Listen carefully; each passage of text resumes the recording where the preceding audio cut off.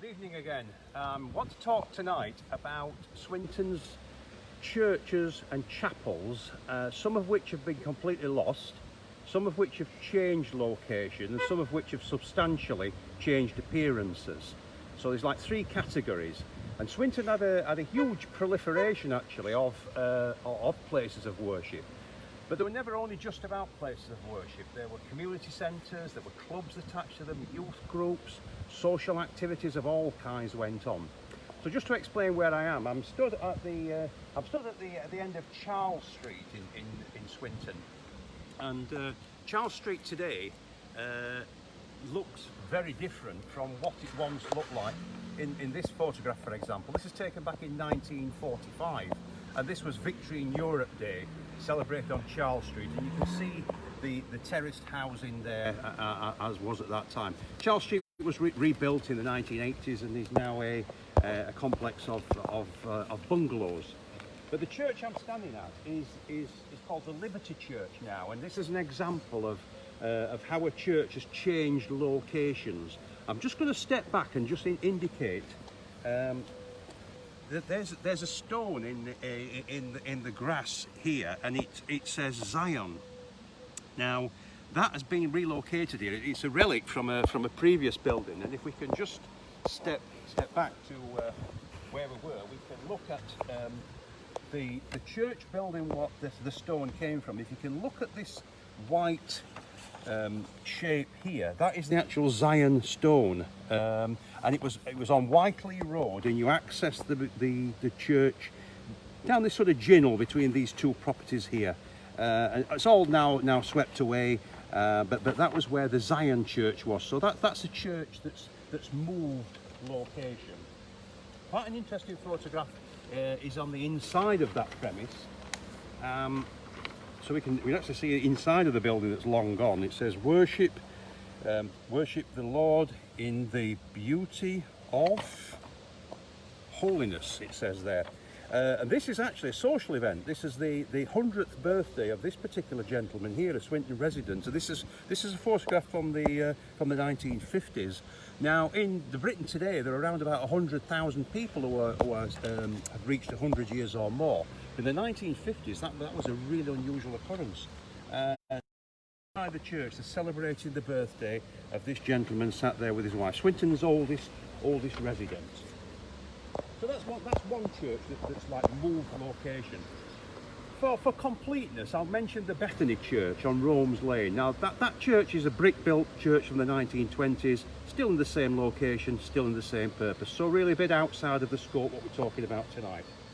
I want to move on to St Michael's Church now, to try and explain why St Michael's Church came about. We're still on Whiteley Road. Well, look at this map. This map is from 1904 of Swinton, and we can see here, St Margaret's Church, and right the way down here we have St Michael's and All the Angels Church. And again, that's on Whiteley Road on this plot opposite Queen's Foundry. Now St Michael's was never its own parish. St Michael's was always a junior church of the parish of St Margaret's. Now the reason why that was created, it took a long time and a lot of discussions, a lot of procrastination to decide to build St Michael's, was in this area of Swinton Bridge was an increasing number of housing and industry. The population was, if you like, was shifting down the road away from St Margaret's. So in times before motor vehicles, most people would have to walk. Even before the tram system, the public transport system was installed, St Michael's Church was to serve the people in this community. So this is a Church of England church, a subsidiary of St Margaret's, and we've got a photograph of St Michael's Church, which we can just refer to how it once looked. You can see it's a church without a, this is the one at the bottom, it's a church without a steeple, without a spire, and the foundation stone was laid in 1900, and it lasted until the 1960s, and then the population was sort of moving away from that area. Whiteley Road went, Frederick Street went, and so really the need for St Michael's, it didn't even last 100 years. It lasted into the 1960s, and then St Michael's Church was demolished. Another church which existed in the bridge area was the Bridge Street Methodist Church, and here we have a centenary booklet, centenary souvenir booklet, 1869 to 1969 of Swinton Bridge Methodist Church. And you can see actually inside there are interior shots which shows what the building was like inside. If we can see here, this is a picture of the organ, and actually the industrialist Andrew Carnegie, a Scottish-born industrialist who went to America and made millions in the steel industry, he actually gave £150 towards this organ, a donation to Swinton when the church was being, when the organ was being refurbished. So there we are. That's Swinton Bridge Methodist Church. The last service in that church was on the 3rd of March in 1969. So it just about made its centenary, and again was later demolished. There's quite an administration around the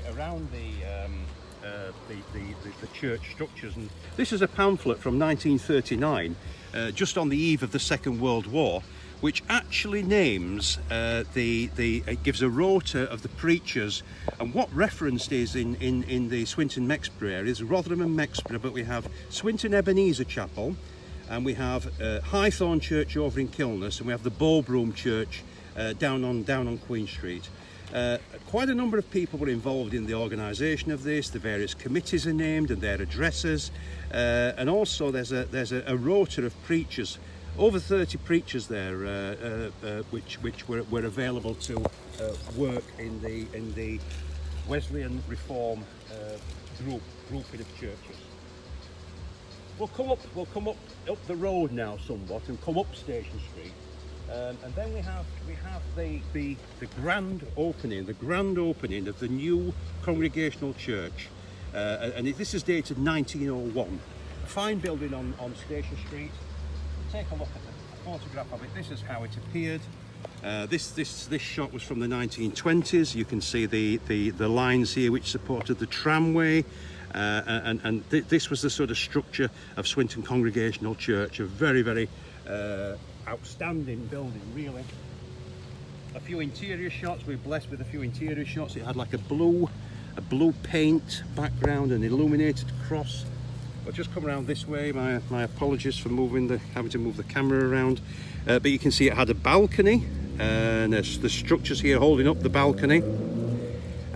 Fine oak woodwork inside, and at the side of the building was quite an extensive school and community facilities there, and that's important. I made reference before about places being more than just about places of worship, because you had things for the children. This is one of the May Queens of the Congregational Church, with all her attendants around her. You can see how well supported such things were. And the Congregational Church also had its own football team. Here's a picture of the football team there. And most churches would also have had their war memorials. Here's a list of all the people who were church members and members of the young men's group who served in the First World War. So just to underscore the importance of community.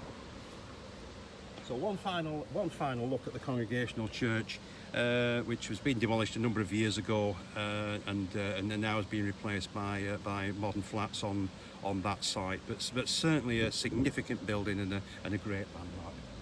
What I want to do now is I want to zip away, if you like. I want to zip away up to Piccadilly, and this is the original Piccadilly Church, and this building was made out of corrugated metal.